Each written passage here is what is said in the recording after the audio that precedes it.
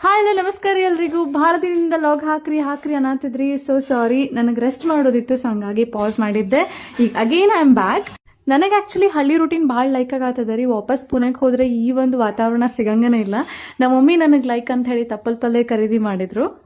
ಬೆಳಗ್ಗೆ ಎದ್ದ ತಕ್ಷಣ ನಮ್ಮ ಮನೆ ಮುಂದೆ ಈ ಒಂದು ವ್ಯೂ ಕಾಣ್ತದ. ಈ ವ್ಯೂಗೆ ನಾವು ಸಿಟಿ ಜನರ 10,000 5,000 ಹಿಂಗೆ ರೆಸಾರ್ಟಿಗೆ ಕೊಟ್ಟಿರ್ತೀವಿ.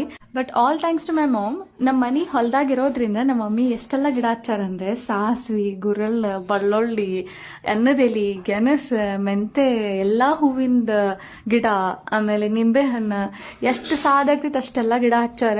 ಒಂಥರ ಪ್ರೀತಿ ಬರ್ತೈತ್ರಿ ಅವ್ರದ್ದೆಲ್ಲ ವರ್ಕ್ ನೋಡಿದ್ರೆ. ನಮ್ಮ ಮಮ್ಮಿಗೆ ಗಿಡ ಬೆಳೆಸೋದು, ಗಿಡ ಹಚ್ಚೋದು ಬಹಳ ಲೈಕ್ ಆಗ್ತದ. ಸೊ ಇವು ಯಾವಾಗ ಕಾಯಿ ಬರ್ತಾವೋ ಗೊತ್ತಿಲ್ಲ, ಬಟ್ ನೋಡೋಣಂತೆ. ಇದೆಲ್ಲ ಗೋಧಿರಿ ಆ್ಯಂಡ್ ಇದು ಸ್ವಲ್ಪ ಕರಿ ಹೆಸರಿದವ್ರಿ. ಆಮೇಲೆ ಇವೆಲ್ಲ ಏನು ನೋಡತ್ತಿರಲ್ಲ, ಇವೆಲ್ಲ ಮಡಿಕಿರಿ. ಸೊ ಮಡಿಕೆ ಕಾಳು ಬರ್ತಾವೆ. ಹಿಂಗೆ ಹೊಲದಾಗ ಅಡ್ಡಾಡ್ ಬರ್ಕೊಡ್ದೆ ಮಗಳು ಮತ್ತೆ ಎದ್ದಿದ್ದೆ ರೀ, ಮತ್ತೆ ಮಲಗಿಸಿದೆ. ಆಮೇಲೆ ಹಳೆ ಫೋಟೋಸ್ ನೋಡತ್ತಿದ್ದೆ ರೀ. ಇದು ನಾನು 5th ಮಂತ್ ಇದ್ದಾಗ. ಯಪ್ಪ ಎಷ್ಟು ಲಗು ದೊಡ್ಡವರಾದ್ವಿ ರೀ ನಾವು. ನಮ್ಮ ಮಮ್ಮಿಗೆ ಅದೇ ಹೇಳಾತಿದ್ದೆ. ಆ್ಯಂಡ್ ರಾತ್ರಿ ನನ್ನ ಫೇವ್ರೇಟ್ ಪಾಲಕ್ ಬಾಳಿ ರೊಟ್ಟಿ ತಿಂದು